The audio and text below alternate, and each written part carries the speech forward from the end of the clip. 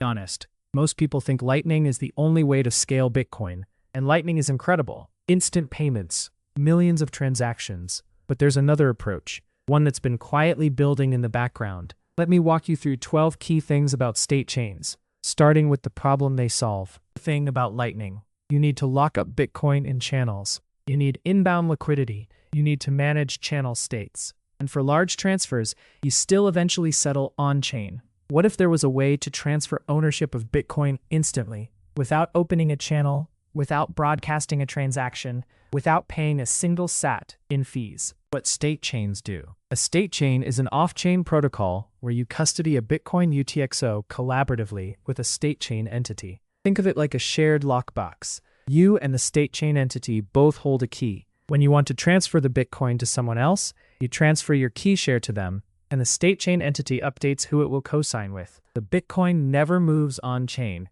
The ownership just changes hands. First, you deposit Bitcoin into a shared UTXO, one that requires both your key and the Statechain entity's key to spend. Then, when you want to pay someone, you transfer your key share to them off-chain. The Statechain entity verifies the transfer, updates its records, and is now willing to co-sign with the new owner. The recipient can immediately take custody or transfer it again, all without touching the base layer.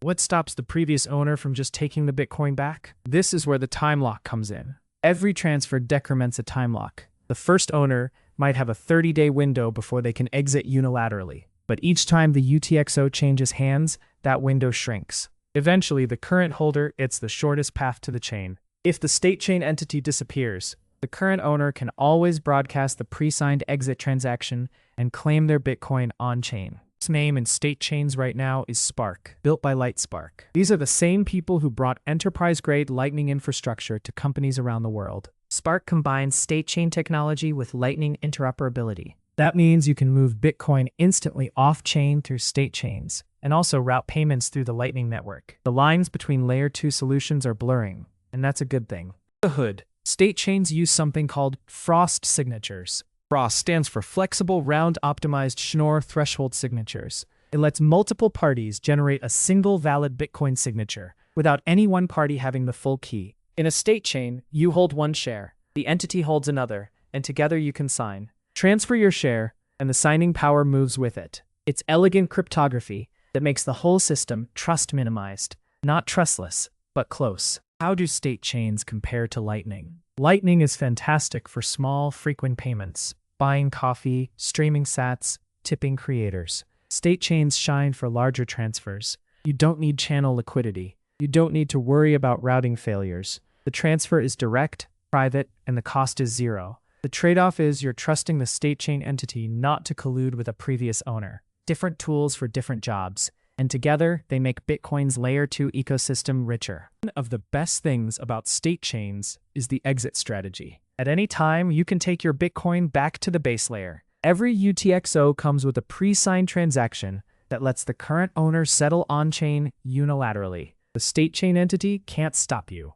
They can delay you until your time lock expires, but they can't steal from you. That's the power of Bitcoin's scripting. Even in an off-chain system, the base layer is always your safety net. What gets me excited? Statechains aren't competing with Lightning. They complete the picture. Lightning for payments, Statechains for transfers, Liquid for asset issuance, Arc for shared UTXOs, Fediment for community custody. Bitcoin's Layer 2 ecosystem is starting to look like the internet's protocol stack. Different layers, different trade-offs, all anchored to the hardest money ever created. And Statechains might just be the missing piece for larger, private, instant transfers. Let's be honest about the risks. Statechains are newer than Lightning. The cryptography, while sound, is complex. Frost is still being battle-tested. You are trusting the Statechain entity not to collude with the previous owner, and you need to watch your time lock. If you let it expire without exiting, you could lose your position. But these are known risks with known mitigations. The security model is transparent, and you always have that unilateral exit path. Chains represent something bigger than just a scaling solution. They prove that Bitcoin's design space is far from finished. We're still discovering what's possible when you build on the soundest monetary foundation ever created. If you want to follow this operation as we build, research, and stack sats using tools like Statechains, subscribe to the channel. And if you found this valuable, Zap some sats to libfront crypto at coinos.io. Every sat goes toward making more content like this.